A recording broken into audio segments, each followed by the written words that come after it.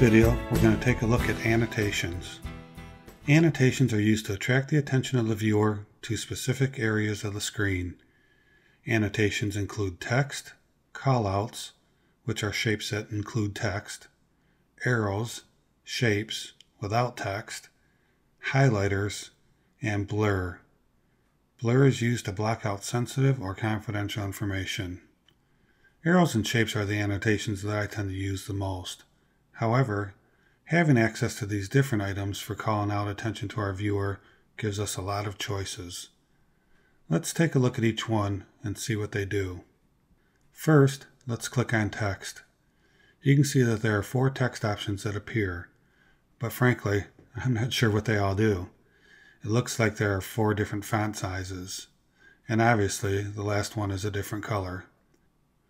But you will be making the choice on font, size, and color after you insert a text box anyway.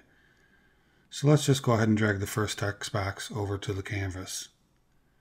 Notice that it puts it on the timeline as well, wherever your playhead was located.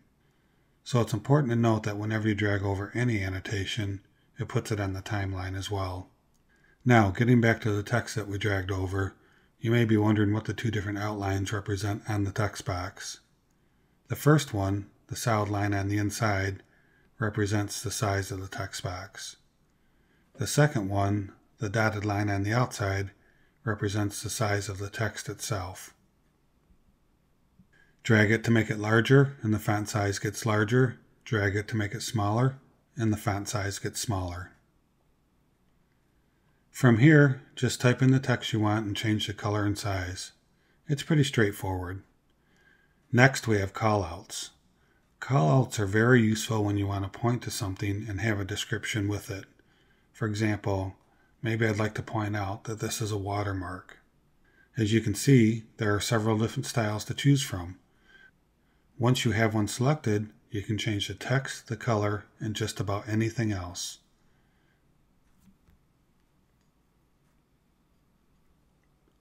Here's another little hidden option that you may not be aware of. If you click on the color of the callout, you get the Apple color picker, which allows you to select any color. And that is true with text as well. Pretty cool, huh? Next we have arrows. As you can see, there are a wide variety of arrows and lines that are different styles. Let's go ahead and drag one over. Now we can modify it to our liking by selecting the properties over here on the right hand side. We can change the heads, the line color, the style, and the size.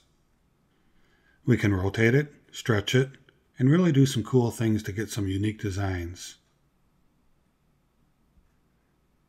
The next item in the annotations area is shapes. This is what I tend to use the most in my screencasts, as it does a good job in highlighting the area you are talking about. As you can see, there are many different shapes and colors, both solid and transparent.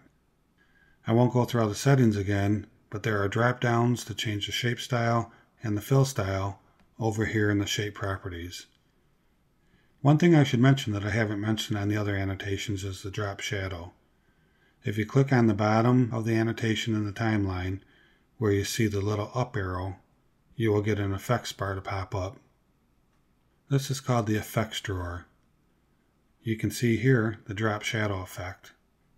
Click on it and the drop shadow properties become visible for you to modify. The next annotation item is highlighters. These are similar to shapes, but the opacity is set lower so that you can see through them, giving them a highlight effect.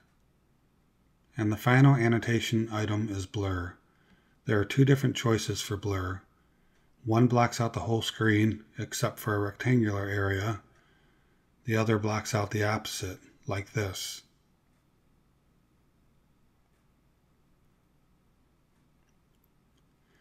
This allows you to block out any sensitive information, like maybe a username or password. The blur does have an invert option, so really just using the first effect is fine. Then, just adjust the properties to your liking. Remember, you can just invert it if you need the reverse option.